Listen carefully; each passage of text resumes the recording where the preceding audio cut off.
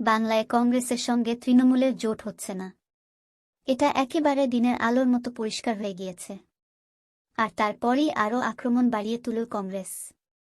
প্রদেশ কংগ্রেস সভাপতি প্রশ্ন তুলেছেন, মুখ্যমন্ত্রী নিজে কেন সন্দেশখালি যাচ্ছেন না? মহিলা মুখ্যমন্ত্রী কেন অত্যাচারিত মহিলাদের কথা গিয়ে শুনছেন না?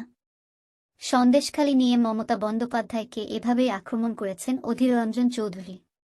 যদিও একদিন আগেই মুখ্যমন্ত্রী জানিয়েছেন, যারা অপরাধ করেছে পুলিশ তাদের গ্রেফতার করেছে, রাজ্য মহিলা কমিশনকে পাঠানো হয়েছে। তারপরও সন্দেশখালি নিয়ে এমন আক্রমণ করেছেন প্রদেশ কংগ্রেস সভাপতি। এদিকে বিজেপির রাজ্য সভাপতি থেকে বিরোধী দলনেতা সন্দেশখালিকে সামনে রেখে রাজ্য জুড়ে সরকার বিরোধী ধোঁয়া তুলতে চাইছেন, এমনই অভিযোগ করেছেন তৃণমূল কংগ্রেসের রাজ্য সাধারণ সম্পাদক কুণাল ঘোষ। তার বক্তব্য, রাজ্য সরকারের বিরুদ্ধে মানুষ কোনো আন্দোলন বিক্ষোভ করেননি।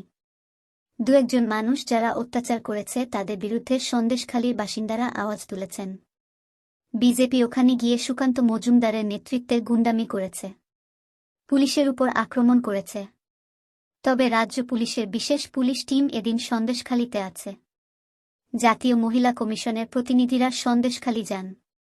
কলকাতা হাইকোর্ট ১৪৪ ধারা বাতিল করতেই অধীর চৌধুরী বলেন, পুলিশ এখানে দেখাচ্ছে যেন নিরপেক্ষ ভূমিকা নিচ্ছে, আর সন্দেশখালির আপদগুলিকে ধরতে পারে না। ৮৮২২১। অন্যদিকে সন্দেশখালির ঘটনা নিয়ে মুখ্যমন্ত্রীর ভূমিকা তুলে এদিন ক্ষোভ প্রকাশ করেন অধীর।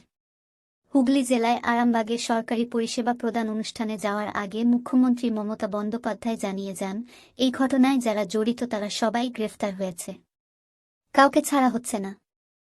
ওখানে অশান্তি করার ক্ষেত্রে যারা প্ররোচনা দিয়েছে এবং যাদের বিরুদ্ধে অভিযোগ রয়েছে সবাইকেই গ্রেফতার করা হবে।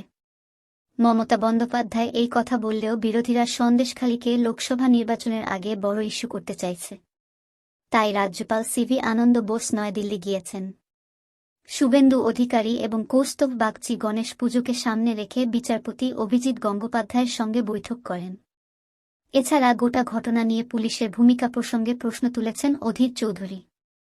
এদিন মুখ্যমন্ত্রীকে আক্রমণ করে বহরমপুরের কংগ্রেস সাংসদ বলেন, বাংলার মুখ্যমন্ত্রী আপনি নিজে একবার যান। আপনি তো একজন মহিলা, আপনি ওখানে গিয়ে মহিলাদের কাছে শুনুন কেমন করে আপনার দলের লোকেরা অত্যাচার চালিয়েছে তাদের উপর। তাদের মুখ থেকে গিয়ে শুনে আসুন। সন্দেশখালির ঘটনা নিয়ে বিক্ষোভ দেখিয়েছে সিপিএম, বিজেপি নেতৃত্ব।